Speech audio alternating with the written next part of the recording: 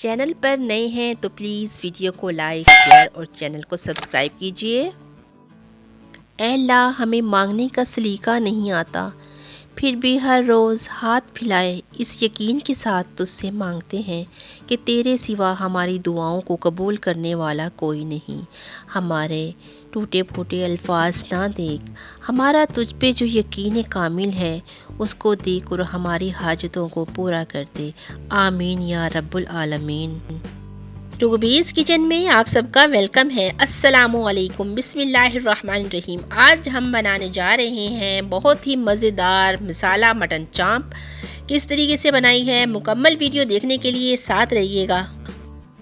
एक कढ़ाई में ऑयल शामिल करेंगे, लहसुन अदरक की पेस्ट डालेंगे, इसमें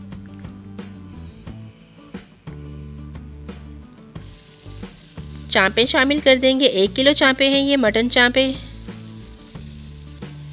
और साबुत गरम मसाला शामिल कर दिया इसमें। इसका कलर चेंज होने तक इसको हम भूनते रहेंगे, पानी भी ड्राई हो जाए और कलर भी चेंज हो जाए।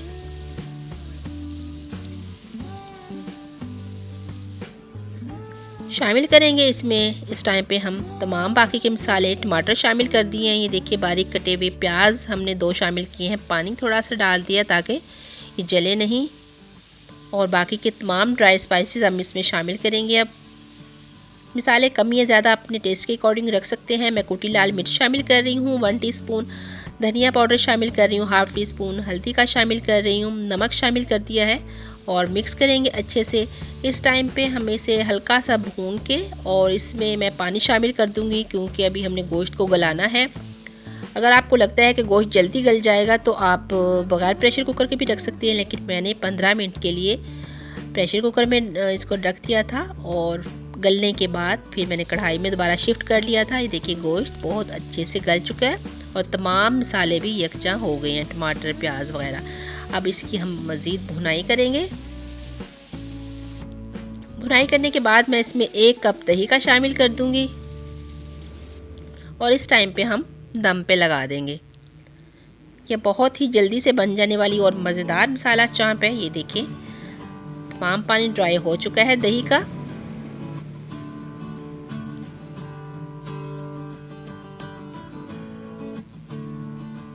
जितनी आप इसमें ग्रेवी रखना चाहते हो रख सकते हो।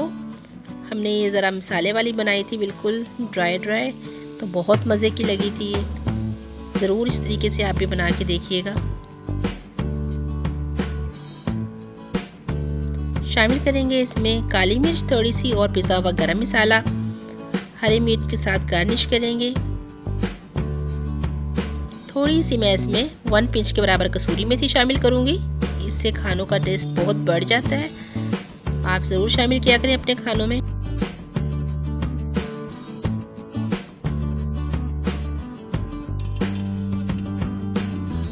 मसाला चांप हो चुकी है रेडी। जैसा कि आपको पता है कि मुझे कढ़ाई में सर्व करना ये बहुत अच्छा लगता है। जब हम कोई कढ़ाई बनाते हैं इस तरह तो मैं दस्तरखान पे ही कढ़ाई रख लेती हूँ, इसमें खाने का मज़ा ही और आता है।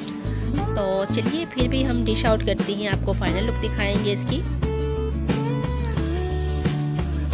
ये हमने इसको निकाल लिया है एक बड़ी सी डिश में और गार्निश कर दिया है हरी मिर्च और प्याज टमाटर के साथ। इसी के साथ मुझे इजाज़त दीजिए। अपना और अपने से जुड़े हर रिश्ते का ख्याल रखिए, क्योंकि इन्हीं रिश्तों की वजह से हमारी ज़िंदगी खूबसूरत है। अल्लाह हाफिज़।